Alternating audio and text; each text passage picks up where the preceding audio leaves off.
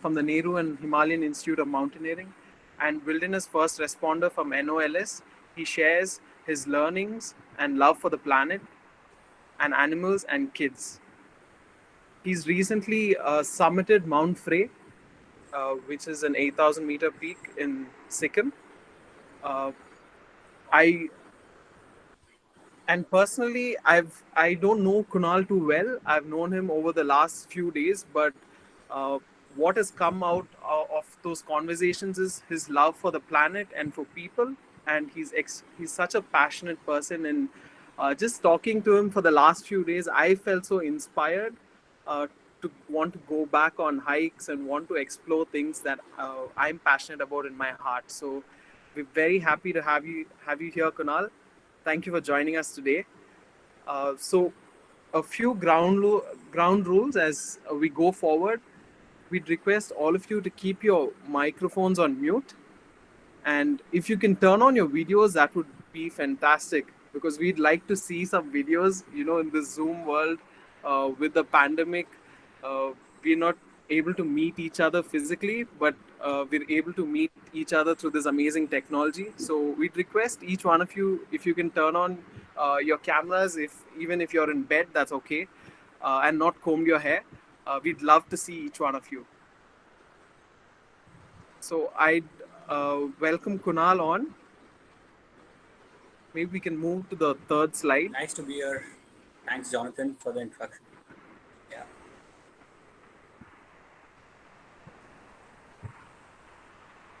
So Kunal will take us So, through his journey. So listen in and have fun. yeah. So, guys, this photo which you see here was taken on the very first hike of my life, which was in 2014.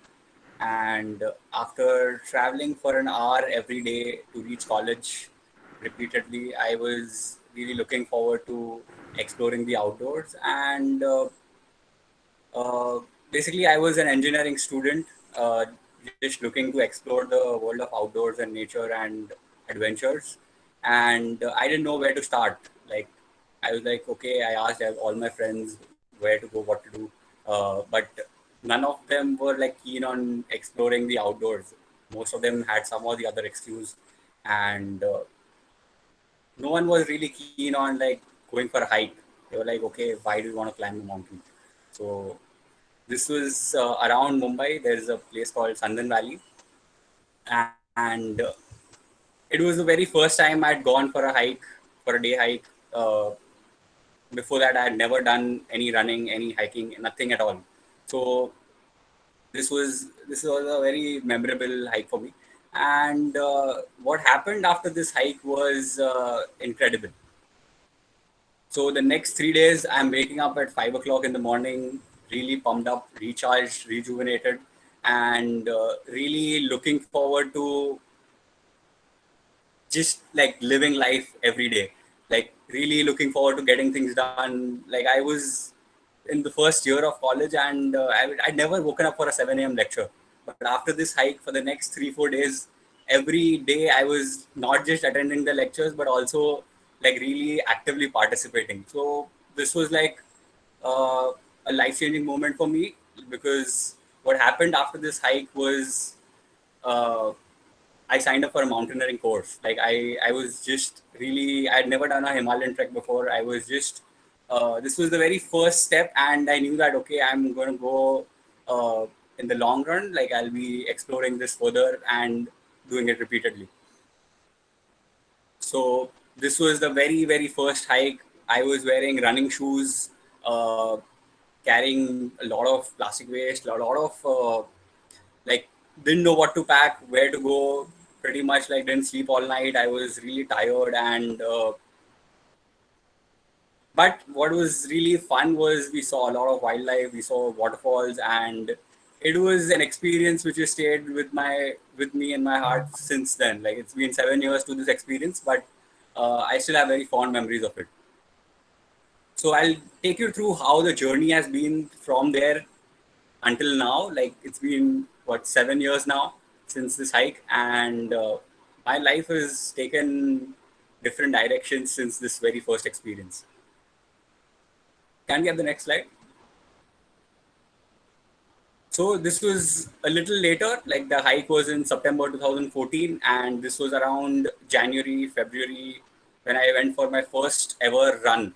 So I was looking forward to explore everything, to do things for the first time, even though they were uncomfortable. And I ran a 5 kilometer run. I took like 35 minutes to complete it, and I was feeling an intense adrenaline rush after completing that run. I was feeling alive. I was feeling really pumped up and charged to live life to the fullest. So what happened after this run was I applied. I started researching online.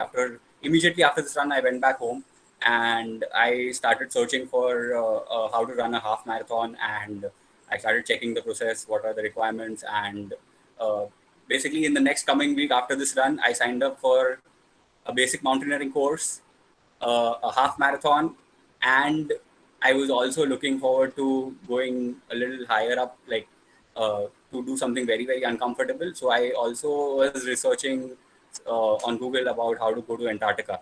So this was second semester of engineering when I was like, engineering, I just completed the first semester and I was like, what's going on? We're just like going and writing exams, and just it was a very laid back kind of a scenario in engineering where you just study one night before the exam and just get done with doing things. But I was not really comfortable with that. I was just feeling that something is amiss. Like I wanted to really learn experientially. So these experiences were like my building blocks. Like, okay, I'm moving ahead in the journey. Next slide. So uh, there were two things which I was really passionate about when I entered engineering college, which was doing something for nature, volunteering, and helping people. So this was in my journey of exploring the Himalayas. Like I'd signed up for a mountaineering course without having done a Himalayan trek. So I thought it's time to just take the first step. And this was Rupkund in Uttarakhand, which was one of my first Himalayan treks. And uh, during this trek, I was carrying almost like 20, 22 kilos of luggage on my backpack, carried clothes for almost 7, 8 days. I didn't know what to pack, what to do, but I got a reality check that, okay, you can live life with less clothes, less like it's very minimal. Like you just don't need to carry whatever you're carrying in like the way you're living in cities. It's so much of consumption. So this trek was also like like an eye opener to how you can live sustainably, how you can live with less resources and still have fun. So this was Rupkund, which was my first summit. It was like around 15,500 feet, and I was really keen on like going higher up, like going pushing myself even more.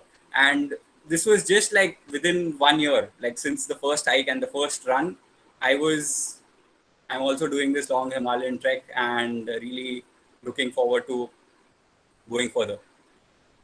So, next slide. These are a few glimpses from the next few treks. This was again, the picture on the right is from Rupkund and the picture on the left is from Chadar. So, these were the first two treks which I had gone for. And having done two Himalayan treks, I was really keen on moving ahead, diving deeper into the journey of outdoors and really like exploring the world to the fullest.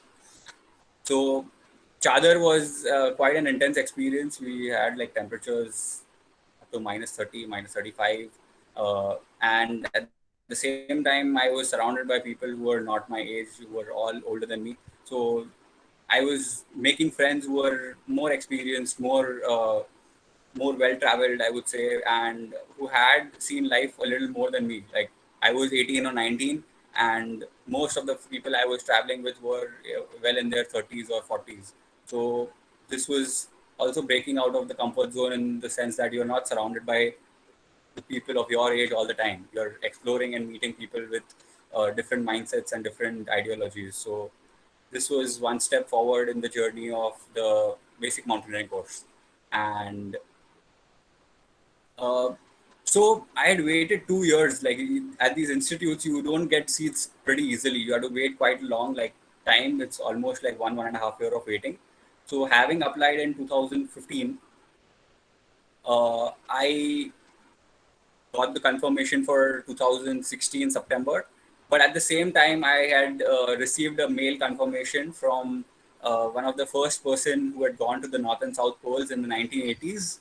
Uh, his name was Robert Swan, and I signed up for this expedition, not thinking about how I'll raise funds or anything, but just to see whether I get selected or no. And I got a mail from him that my application was selected, and he was like, okay, if you can take on the fundraising journey and are ready to push your limits and like really grow as a person, then we invite you on board. And I had a very difficult choice to make back then, which was whether to go for the mountaineering course, which I had waited for 2 years, or to go for this once in a lifetime opportunity of exploring the Antarctic. So I whenever such situations comes, like I try to just take a pause and see uh, which is the more challenging opportunity, which is the opportunity which will help me grow as a person, as an individual, or just transform myself on a greater level. So I didn't end up going for the mountaineering course, and I chose to go for the Antarctic expedition. But the challenge here, again, we all have dreams. I had a dream of going to the Antarctic, of meeting 80 to 100 people who were passionate about making a difference for our planet, for the environment, and doing something back in cities. So there were people who were social entrepreneurs, people who were trying to work with kids, people who were really focusing on sustainable solutions which we can implement in our cities and countries. So there were people from 32 different countries, all passionate about adventure, all passionate about nature, and everyone looking forward to make a difference. But the catch was, okay, I've signed up for the expedition, I've gotten selected, I've cleared all the interviews, but the challenge was raising the money. Like this expedition cost almost 9 lakh rupees, and I had no clue how to raise funds. Like I was a very laid back student in college.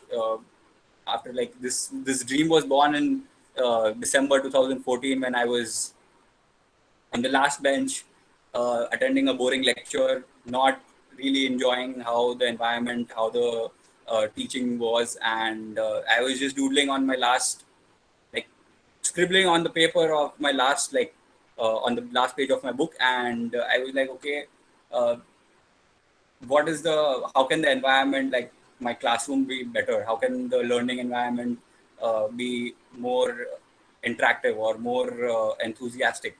And since then I was always trying to like ask people how who have raised funds or connect with people.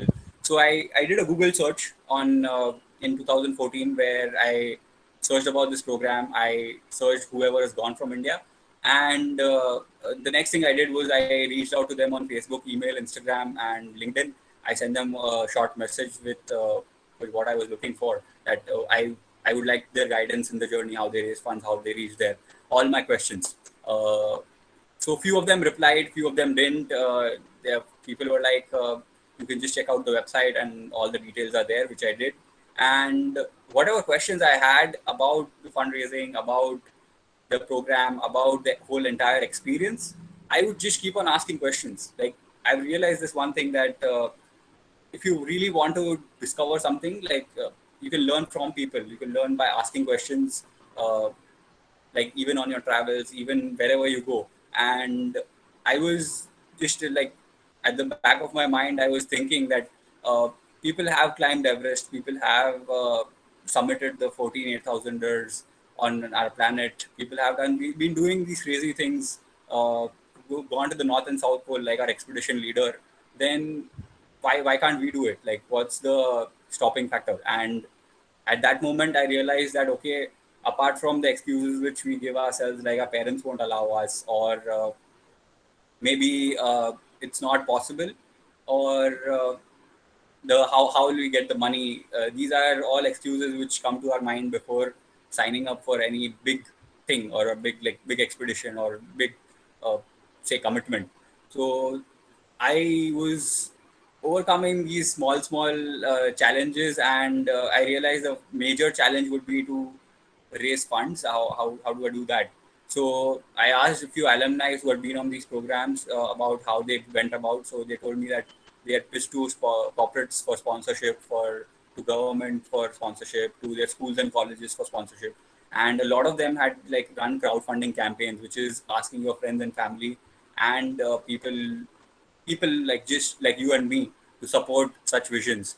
And uh, so then I took on, like, from September 2016, I had this burning desire to make it to the Antarctic, and I was willing to put in the effort. So for the next 6 months, which was around like semester 5 of my college, I thought, let's learn fundraising in this semester, because what was happening in college was like, okay, we are all learning how to solve problems in theory or like on paper, but I was keen on putting things down on like a real picture scenario, like, okay, how are we solving problems in the real world? So I gave myself this challenge of raising around 8 9 lakh rupees in 6 months. I thought, let's take it as a challenge. This is the problem definition. uh, you're you know what is required, you know where you want to go, and you know why you want to go. Like, I was really keen on going for this program because I wanted to learn a little more about sustainability. I wanted to really work on grassroots solutions. So this became my learning curve. I thought engineering and MBA would be a learning curve for me. Like, that was the initial plan. But the moment I entered college, I was like, this is not how I want to live my life. Like, it's been like, of course, the way we go about with engineering, it's quite different for each one.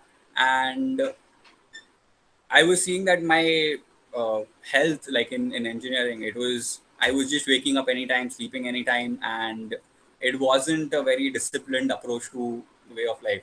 So I was looking forward to these experiences to grow on that level also, and really transform myself. Like, okay, I feel that, okay, if I'm able to really make changes within me, then I can really make a difference out in the world. Like, that was my thought process.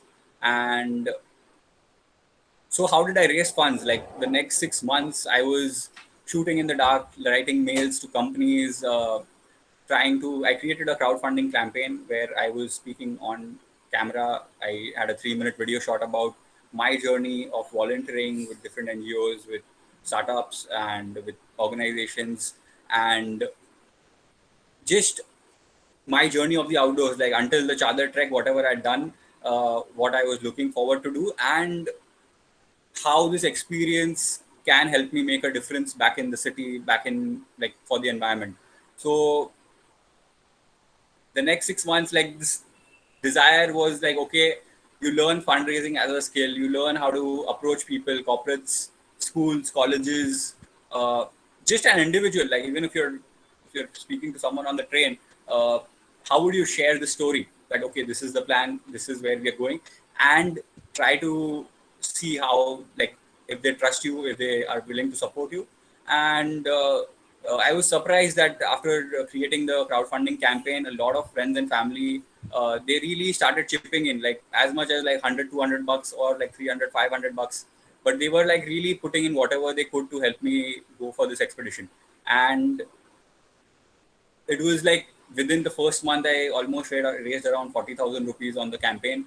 And I was like, okay, this is going off ahead, but this is going very slow. So I'll have to really, like, up my game again. I'll have to do something, get creative. So I started doing online events, and like getting people, not online events, like offline events. I meant, like, really pitching to people uh, in person. Like, I would really create an like fundraiser events where maybe we are going for a run, and it's like a fundraiser run. Like, whoever signs up for the event, we say that, okay, these proceeds go towards this cause for this expedition. And I remember that time I had taken, I was also attending a lot of sustainability meetups and travel meetups in the city. And I started seeing that, okay, there's a nice community gathering up of people who are in the outdoors, people who are living like a sustainable life, who are living like in tandem with nature, trying to make changes in their own lifestyle. So I asked those people to kind of support my journey, and I met few people who had crowdfunded expeditions to Everest, and I asked them like, okay, what is your approach on this? How should I go about?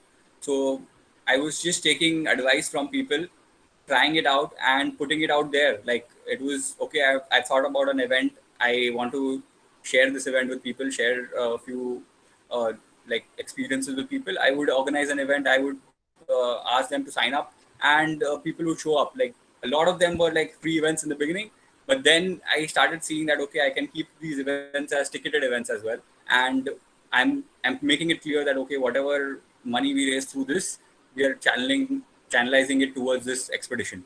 So one of the events which I created, which I vividly remember, was an event in Bandra, which was uh, in Mumbai. Like I had booked a hall with a presentation, and we bought some like food also. And basically, 20 people signed up for that event, and these were all strangers, people in their 30s, 40s, who just came across this event and this story. And I invited one of my friends who were like the people whom I approached for the Antarctic fundraising for the who had climbed Everest and crowdfunded. So I asked him that can he share his experiences of climbing Mount Everest while I'm uh, speaking about my journey of going to the Antarctic, and that was the whole theme. It was called Dare to Dream, where we are inviting people to think about their dreams or to visualize their dreams, and we're giving them a step-by-step process on how we have accomplished them or how we are trying to accomplish it.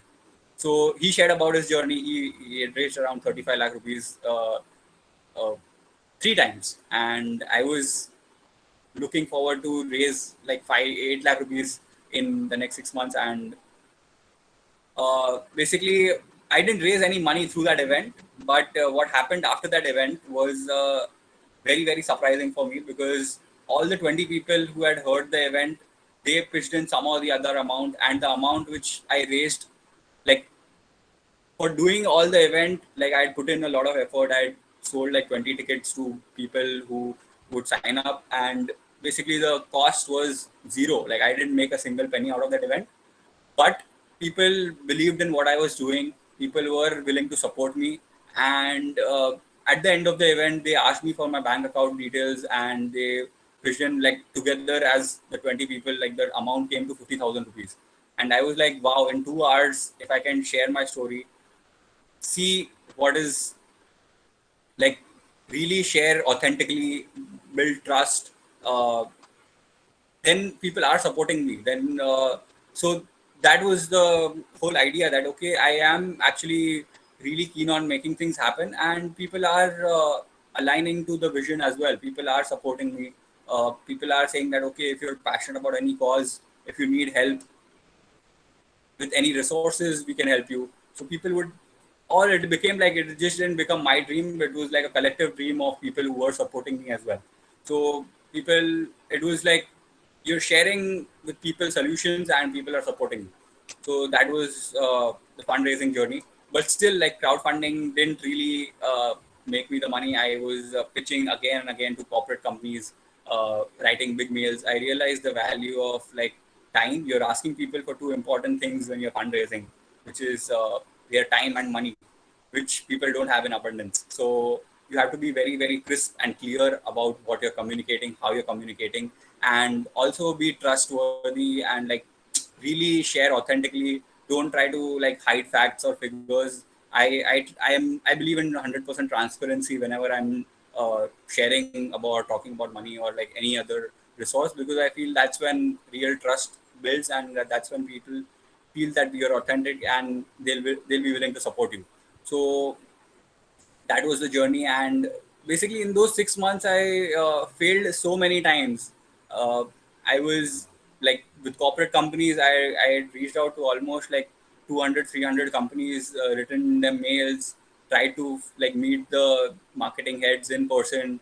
uh, it was a journey of extreme failure on a daily basis. Like I would say I was But with every failure, I was learning something new. Like I would, okay, I failed by calling 10 companies or like sending a mail to 10 companies.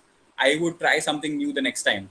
I would speak to people who have been there, done that, on advice on how I can improve my presentation, on how I can really just give me some ideas on how I can raise more funds. So at that same time, I also started designing experiences. So I was like in college, and there was one thing which I wanted to do when I was in first year of college was to go for a Himalayan trip, which I had to wait for a very long time. And so I decided one thing, that okay, this is something which happens every year.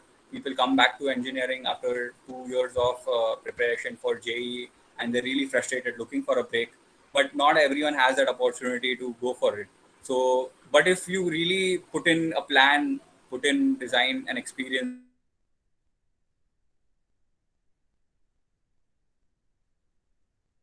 and say that okay, this is what we are looking forward to, and it's an experiential learning program. So that was something which I created when I was in the third year of college for my first year students.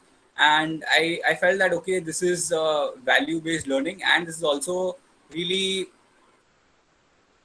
this is like experiential based learning. Like if the people are enjoying having a good time, and also they're learning at the same time, so why not? Like it's better than the like boring learning which we have in classrooms. So a lot of people signed up. Like there were like 40 to 50 people who actually turned up for that event, and I convinced a few college professors also to join in. And basically I was really learning fundraising, marketing, sales, storytelling, and all these skills which you either learn in an MBA school or uh, like in real life when you start working. So I felt that storytelling is one skill which everyone should learn to develop and grow, and be authentic, be real, and just be transparent in your communication. And slowly, even after the rejections, I was starting to see people support me. And then a couple of journalists from newspapers also reached out to me. They wanted to cover my story of my struggle from an engineering back, like from like an engineering student to transforming into an outdoor uh, leader, and also creating social impact driven projects. So this was on a hike which I had done around Mumbai, which was after coming back from the expedition, where I was mobilizing people with solutions every weekend. Every experience which I came back after coming back from the Antarctic expedition was solution based. I would talk about how we can reduce plastic pollution on our hikes, on our planet, how we can start composting, how we can try to live a zero waste minimalist life. And what do I mean by these two words, zero waste minimalist life? Like it's basically living with very less resources, like something which I learned from the mountains, that okay, you don't need uh, a bag. Like whatever is fitting in your bag is what is required. Unless if it's more than that, you're carrying excess baggage. You need to reevaluate, you need to think about what you're where you're putting your time and money and resources in. So I figured that okay, whatever I need in my bag is pretty much fitting in like a 60-liter backpack, and that was pretty much it. So I was really not like putting in uh, effort to buy things which were like not needed. I realized that okay, this is just it, like a dance between my needs and wants, and there's no right or wrong as such on what you should be doing or what you could be doing. But I feel that everyone comes in a little bit of introspection, looking at the scenario of the world. And once you build that connection with nature, when you've been out there in like seen problems firsthand, like on all my hikes wherever I'd gone, be it Chadar or Rupkund or like in Spiti or Ladakh or anywhere, uh, I was seeing this one problem where there was a lot of plastic waste, and I was like, I was heartbroken. Like at that time, that okay, how can we? It's such a beautiful, magnificent place, and like you're spellbound by the beauty of nature. But then on the hindsight, you see that okay, it's all like people like you and me are going there. People like people who are like travelers are going there, and then they're spoiling the place. So Someone has put up a question. The name of the expedition was Leadership on the Edge. It was by 2041 Foundation, and I can share the link or to the leadership expedition in here. But it's called Leadership on the Edge by 2041 Foundation. So that was the journey, and meanwhile, so this was just around 2017 when I from a 5 kilometer run, I ended up doing my first marathon in 2017 January, and I was pushing my limits physically, growing going longer distances, and also uh, learning how I can like do things which I thought were not possible earlier. So by 2017, when I accomplished this thing, like this dream of going to the Antarctic, a lot of my personal excuses and struggles were broken because I had seen that okay, I am the struggles and challenges which I was facing earlier, or the uh, excuses or reasons which I was giving myself in 2014 had broken apart when I actually consistently, with single minded focus for 6 months, put in just one thing in my head that, okay, every morning I wake up, I'm going to try three more ways in which I can reach the Antarctic. So that journey it opened up new potentials and possibilities for me that on what's possible, and basically a lot of ups and downs on the college front as well around that time. I uh, i mean my college was like, your attendance is too poor, you are not really focused on studies, and like you're not learning anything, you're just wasting time. And basically they asked me to repeat a year that time, which came in as a shock after coming back from the Antarctic. Like I was like pretty much like figuring out what's going on right now in life, and basically they didn't let me write exams, and I had to wait for 6 months. And that's when I thought that okay, I've got 6 months, I don't know what to do. And I had the sign up of the basic mountaineering course, which was scheduled for 2018, but then I somehow convinced them to really give me a slot for 2017. So after coming back, next 2 months, I came back to Sayadris, I came back to Mumbai, and every single day I was back at the like my workouts, and carrying a 18-20 kilo backpack, going for a hike every weekend, training myself again, uh, and picking myself up like from this new shock of life and really looking forward to like going to basic course. So one thing which I realized in that journey, during like those lows when things come in crashing down, is that a little movement, workout, like either whatever it is for you, running, cycling, hiking, whatever, dancing, you might be really like, it's just that 1 hour of workout would really put me in that zone again and make me believe that okay, things are possible, and it would just lift my mood every single time. So that was the journey from the course. And in 2017 September, I went for the basic mountaineering course at Nehru Institute, and uh, again it was like another month in nature, which was all about mountains, all about training, all about how we can build our skills up. And this was the first time which I was when I was staying away from home for 28 days, and I'd never really pushed my limits like back then.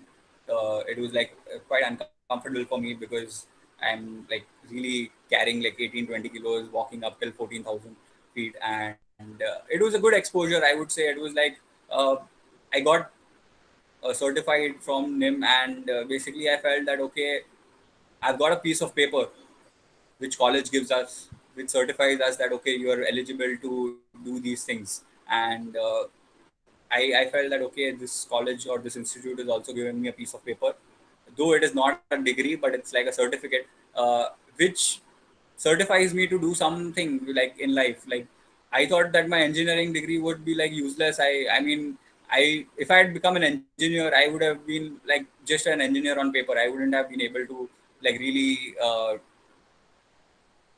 like do anything in the field of chemical engineering. So I was really looking myself as an outdoor leader, and that was the first step. So after coming back from the entire expedition, after doing the basic course, I immediately started applying for jobs again, and I was like, okay, it's time to uh, start earning now. It's time to start also like sharing your experiences with people, not just on like on screens or in talks, but whatever you've been doing. Like I was hiking, I was doing Himalayan treks, I was uh, pushing my limits. I felt I if I can share that with people in person and have them also do that, then I'm adding value in people's life. So that was my journey. And basically after coming back from the basic course, I started working with a few companies as an outdoor leader, started leading more hikes around Mumbai, and I felt that I'm certified to do something. Like I don't feel like that I'm not capable of doing anything. So by then I was like, and then after the end of 6 months, after this basic course, after working with a few companies for 2 3 months, I went back to college for a week, and I just didn't fit in. Like by January 2018, after this one whole year of extreme experiences, and I went back to college, and we were copying assignments, trying to submit assignments in paper. Uh, I felt like, why am I wasting paper? Why am I doing things which are not adding up to anything? Like I was just not like really seeing any value in for me, or for like those around me also. I was not building any skills as such. So I thought I have to take a call now. Like it's a very I was in two minds for almost two years now. Having done engineering for 2.5 years, I was in the sixth semester then, and I had another 18 months to go. So I had a call to make whether to continue with engineering. I had reached that stage that it's either a directional decision when you're stuck on the mountain or in adventures. You have to really take decisions. You can't be that, okay, I want to go here, but I also this also part feels like, okay, this is also doable. You can't go left and right at the same time. You have to make a decision that, okay, this is the path, this is what I'm doing, and by making that decision, you are signing up for whatever struggles or challenges you might face on that path. So that was the time which when I had to make another directional decision. I chose not to complete engineering, which is seen as something uh, where you're violating societal norms and really like parents, everyone was like, you're just you're totally like beyond what we can imagine. Like you're talking about not doing a degree, and like what are you gonna do? So I was like, okay, I've given myself 18 months to really prove something to myself, and if anyone like is looking to like see that, okay, this was how I would have spent the remaining 18 months in college, writing assignments, giving exams, and getting a piece of paper.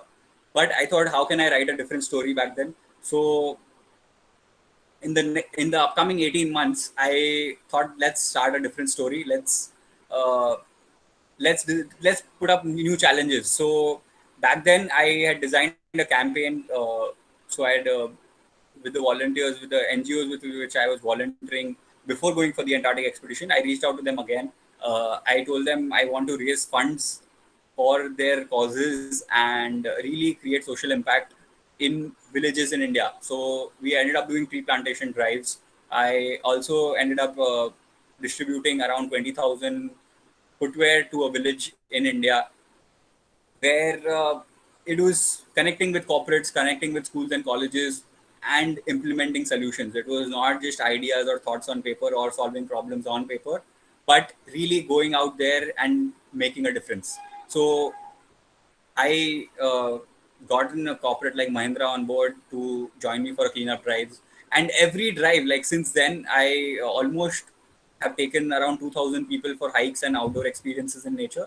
And every time I would share solutions. I would be like, okay, we know that there are problems out in the world. How can we come up with a solutions mindset rather than a problems mindset? And that became my approach. And I was sharing my learnings, like whatever I was doing. And back then I'd also started composting. So you can play the video right now, and it's a small glimpse of what endeavors which I was taking after getting out of college.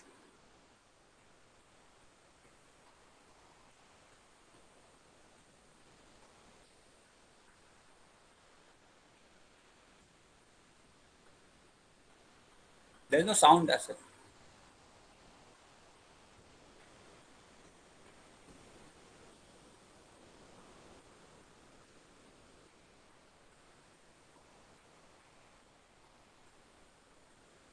Jonathan, there's no sound on this.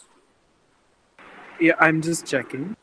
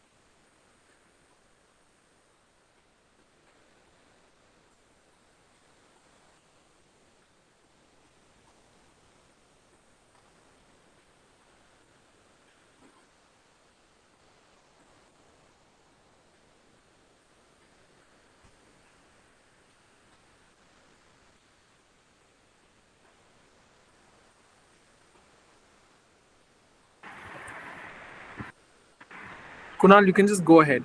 Yeah. Okay. So that was 2018 when I was just starting to work and figuring out what are the kind of jobs you can do in the field of outdoors and sustainability. And I was like, okay, if I can earn enough, I can figure out a way to solve problems and add value in people's lives. I have made better use of my time uh, rather than writing an exam and just getting a piece of paper, which would lead to something else which I was uncertain about. So that 18 months gave me, I just gave myself some breathing space and uh, an opportunity to like put my ideas to execution. And over those 18 months, a few things which I ended up doing was organizing a campaign called Happy Feet, where we distributed around 20,000 footwear, refurbished footwear to village kids in India. And I saw that, okay, using all the resources and learnings from the Antarctic expedition, if I can really work towards creating a solution, an idea, sharing it with people around me, and really executing it, then that's how you can like really do things. You can like really uh, put in put in the effort and like really make better use of your time. So I ended up doing that. Then every weekend I was leading hikes around Mumbai. So every hike which I was leading was again I would tell people that, okay, try to bring your own food and water so that we don't end up buying plastic bottles or buying like anything packaged food. Uh, and personally also a lot of my practices which I would be following since the first hike in 2014 had come to a very big transition. Like I was eating more fruits and salads and like dals and pulses and like really being mindful about, okay, this plastic wrappers and all are coming in from people like you and me who buy stuff and then who don't know what to do with it, and then it just keeps on lying somewhere on the planet. We say we put it in the bin, but then the bin again, like our recycling systems are in the country are not that great. It's just like dumped from one place to the other.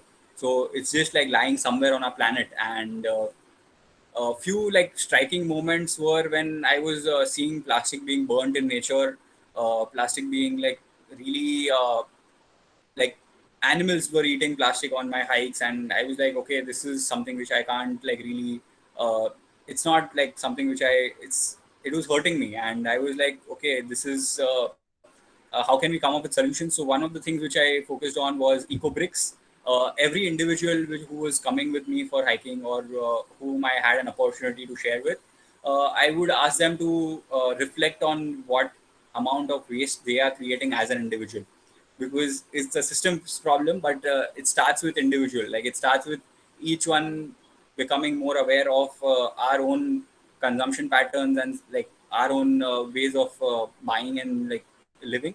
So this was one activity which I would share with people, which was eco bricking, where you just take a plastic bottle and try to put in whatever plastic you're using in a month in that bottle. So this was a plastic bottle which I had made on one of the hikes which I had cleaned up, like done a cleanup hike. And basically, we had a lot of plastic wrappers, we had a lot of plastic bottles on the trail. I thought, what is the solution which we can come up with? So this was one of the solutions which I was sharing with people, where we are making these small eco bricks of sort, where each individual, while doing this activity, while cleaning up the trail, they are going back with a change of mindset and a change of like awareness as well, that this is something which can be created as a solution. So after cleaning up, we would make bottles like this, and these are really sturdy bottles. They are like bricks. And I figured out there were NGOs working in Mumbai who were building structures, building. There's this website called EcoBricks. You can check it out and see how these bricks can be used as a solution. How you can make the tables out of it. You can make structures. You can use it as a brick basically. So that was one of the things which I was sharing with people, and I personally ended up collecting almost 40 to 50 eco bricks through every hike which I was doing. So I would just like kind of document it also, that okay, this is the amount of trash. And I realized after doing cleanup drives for 3 years, from 2018, 19, 20, until the lockdown came in last year. Uh, I did a lot of cleanup drives. I did a lot of tried to work on a lot of solutions on waste management at these locations, through mobilization, through sharing like how people can start composting, or like really minimizing their waste. So one of the things which I share with people is eco bricks. Cleanups aren't really a solution. Like, you're really like doing things which are like, if you try to clean up places, they and not think of a circular model on how the problem can be solved, the waste is going to come back again. And what I also started doing was, after giving each person the responsibility of managing their own waste, or reflecting back on their own waste, I would share about the zero waste kit which I would carry. Like, it's something which everyone can do. Jonathan, can you put the next slide? Yeah. So these are like small ways in which every individual, as a traveler, as a trekker, or as people who just have a bag, like, I think this is doable. This is very simple, and this is just carrying your own cutlery, your own bottle, your own glass, your own tiffin box, where you can buy groceries or vegetables, and a bamboo brush, like a tooth powder is what also I have started implementing in my life. So in the last month, I went for a month-long mountaineering course, and I had all of these things with me. So basically, you're not using plastic spoons, or like forks, or say buying plastic bottles of water. And these are things which can be reused, washed and reused again. And I feel this is a very simple step, but very effective in terms of like what an individual can do. And once you've done it, I feel I personally feel that if you're doing something good, share it with people, because that's when positivity grows. Like, when you're doing something good, people are noticing it. You become a storyteller that way. You learn how to like reach out to more people. And if each one on this call really takes on that ownership and really starts to really share solutions, there'll be so much more impact that way, rather than just one person doing it, rather than just one NGO doing it, or one organization doing it.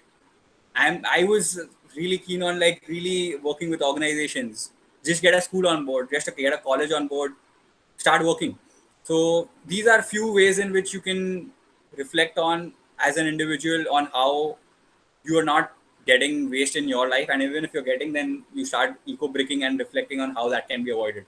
So one thing which I realized in this entire journey of living a zero waste lifestyle or living a minimalist lifestyle is there's no perfection. There's no like right or wrong way that okay, this is the only way to do it.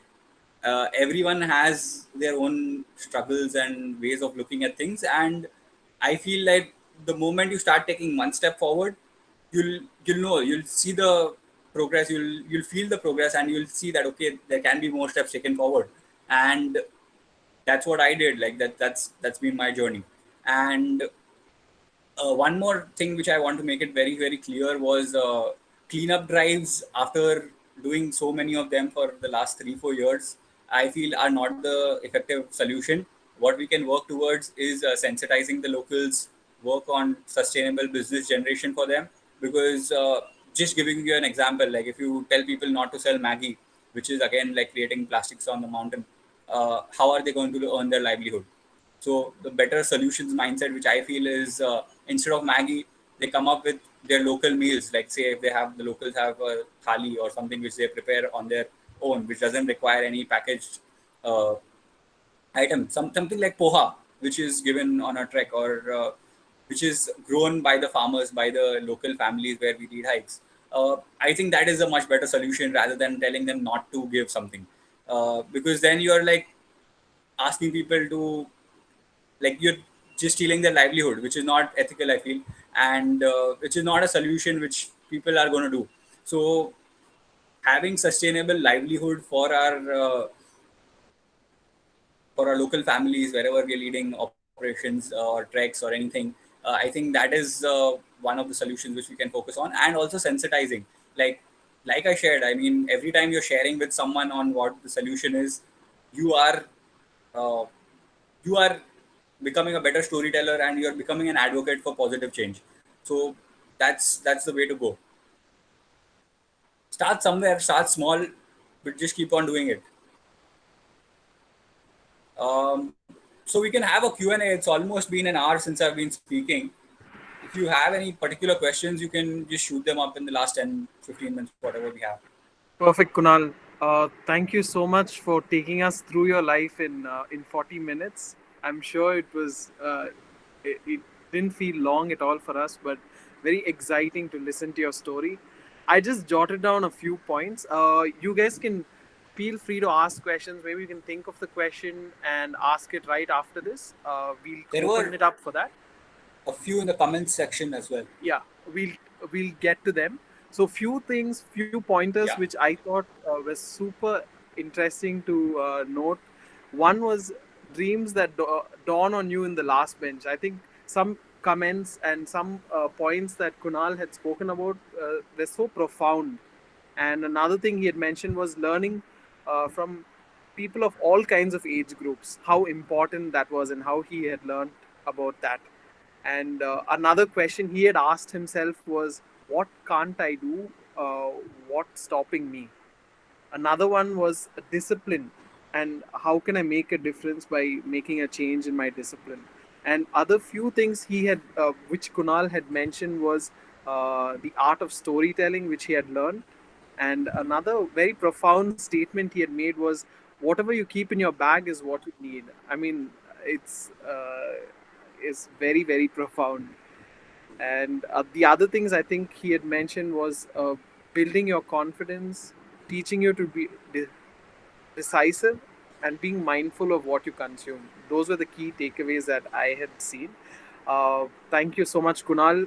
Guys, please feel free to ask your questions. We'll just go into whichever questions that have been asked. I'll just say the question, and maybe Kunal can go ahead and answer them.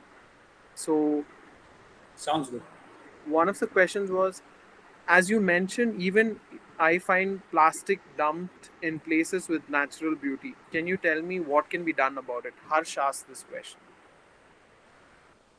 So I've shared three solutions with you over this presentation. One was eco bricking. You start managing, doing a waste audit and like seeing how much waste you are consuming as an individual. which I had done for myself. And second was cleaning up. Of course, that is also one of the things which you can do on the trails. But if you notice that, okay, eventually after doing that repeatedly, you will come to the conclusion that you have to create sustainable livelihoods for our villagers, for people who are, where is the source of the waste coming in? So sustainable business generation, what do I mean by sustainable business generation? Which is an alternative to all the plastic packaging waste which we are creating, or all the any kind of non-biodegradable waste which is coming into nature. How can we stop that from entering? So that can happen through promoting businesses which are all alternative, like creating sustainable products. So that is one of the, like two of the solutions. And third is becoming a better storyteller. I feel the moment you start taking action, even if it's a small change, the way to go about reaching out to a bigger audience is to share it with your individuals, share it with people. Because the moment you start sharing, people will start noticing that, okay, you are not just doing things, but you're also, it's like backing your thoughts with actions. You're sharing stories, you're sharing positive uh, outcomes, but you're also doing it yourself. So that's what I would share, that if you really want to make some difference, start start solutions, and then be an advocate for change. That was one of the, like, that is something which I would do. And sensitizing locals is also uh, what I have personally done in hikes around Maharashtra, where we've given steel plates, steel cups instead of the plastic cups which are used, which can be washed and reused. It's not really difficult. Like, if you, and also everyone, if they just carry their own steel plate or their own cup, then it becomes really easy, right? Like, for a family also, like, they won't have to wash 50 plates at the end of an event. So just inculcating these small habits, shifts which every individual can make, I feel once you start doing that, keep sharing with others. So, because there's no one solution I can give to this waste management problem. It's a systemic problem. It has multiple solutions depending on different locations, different, like, challenges which the place has to offer. Uh, it's a mixture of all these solutions which I would share.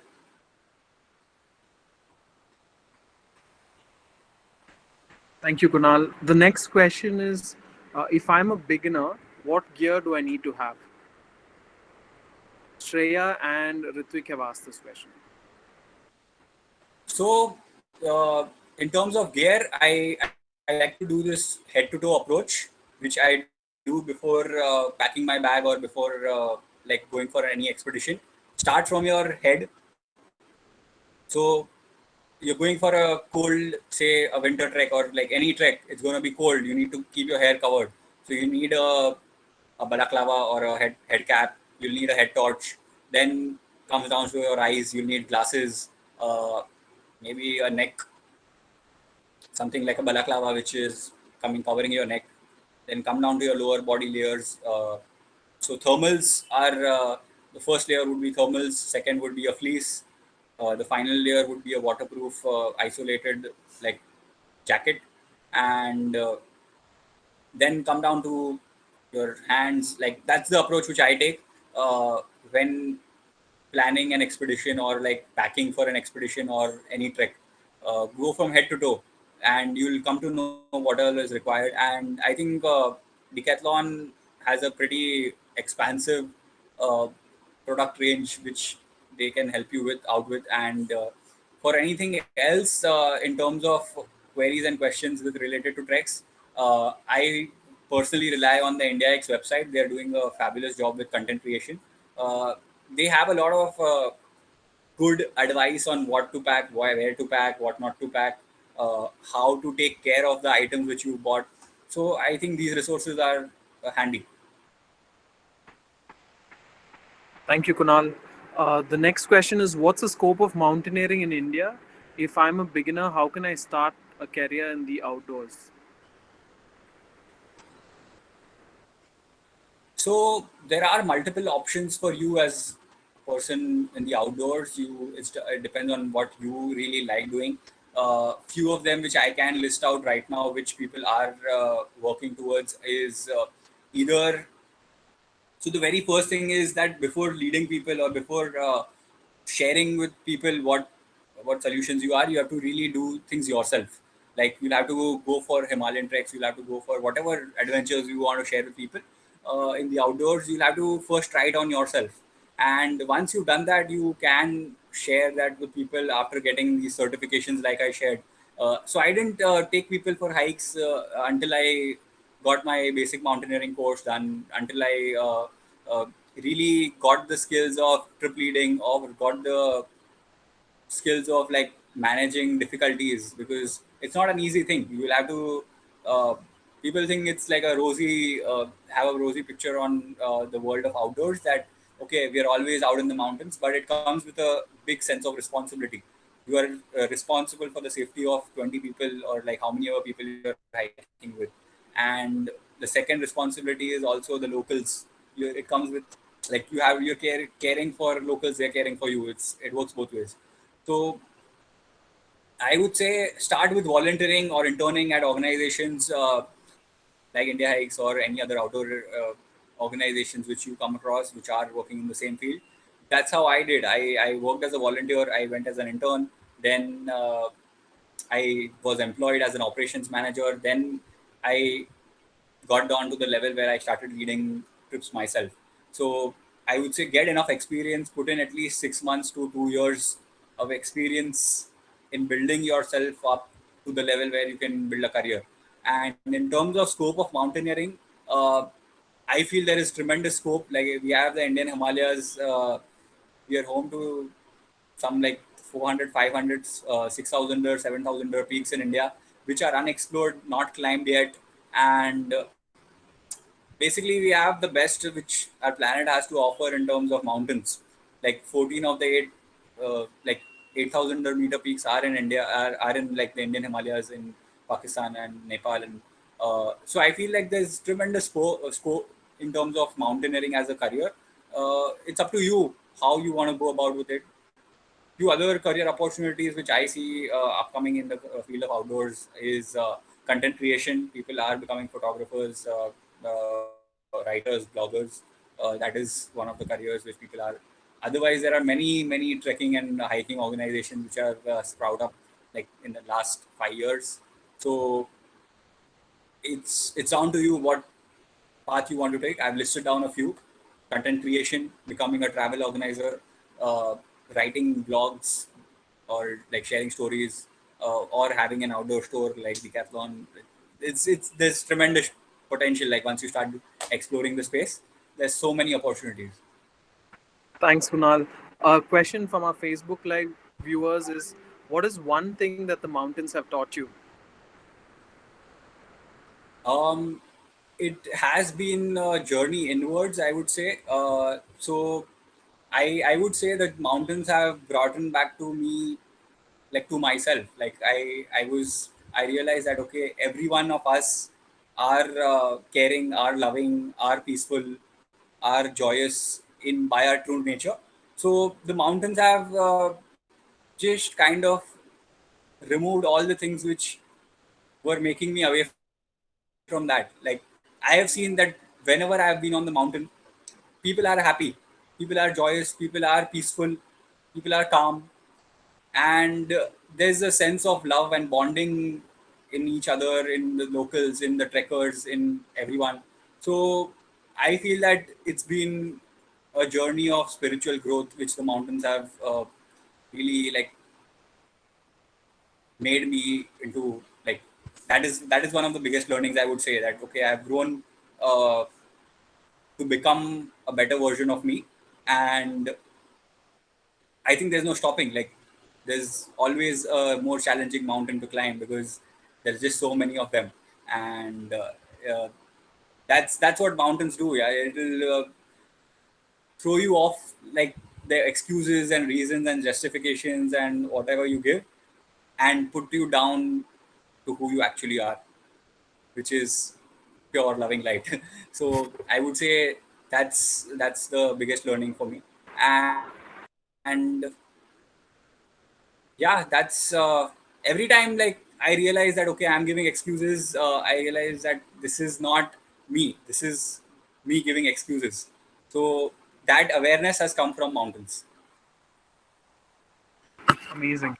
We'll just take the last question, and this is: what Yeah, are your future plans? What are the adventures you're looking forward to? I am really so. The last photo which you saw, which was from Mount Frey last month, and this was the first time I was climbing a mountain which was around 19,000 feet high. We had technical patches, and it was a 19-hour summit push. So I was I'm really looking forward to go higher and higher in the journey forward in the next couple of years. And I'm keen on doing an advanced scuba diving course because I was really looking. So around Sayadris, this is one thing which I've done quite often. Go for long 10, 12-hour hikes and then take a dip in the pool. It just relaxes you, and it just like really rejuvenates all the tiredness. So that is, these are a few things. I want to climb an 8,000er in the coming years. So my next goal would be to train myself in all aspects to be the version of me who can do that. Amazing. Thank you so much, Kunal, for answering all those questions. And as you answer those questions, we know it's not textbook answers and that you're thinking up these answers, but these are really coming from experience and from your heart. So we thank you so much for spending time with us. Thank you to each one of you who took out time to be with us. I hope each of us have learned as much as I've learned so much, and I've taken back so much from this experience. So thank you all. Please free to drop your messages to Kunal. He leads experiences. He tailors experiences around India. So you can talk to him about that. You can get in touch with Decathlon Sajapur if you'd like some information on products, on places where we can trek. We're there to help you. So thank you all for joining us today. Thank you so much, Kunal, for joining us. My pleasure. Have a good evening. Bye bye. Okay, guys, it was great to have Thank you. this conversation, and keep moving, keep climbing, I would say. Thank you all.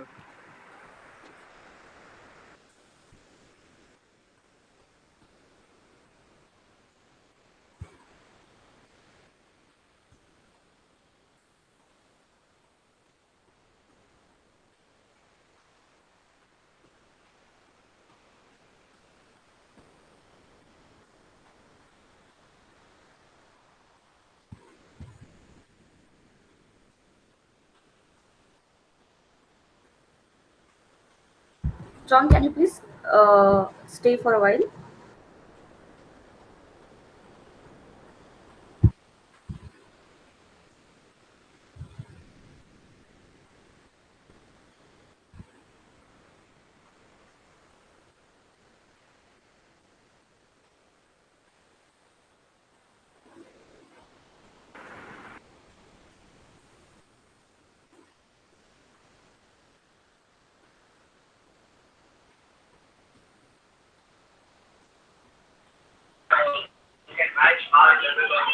Hey, Kunal, thanks, man.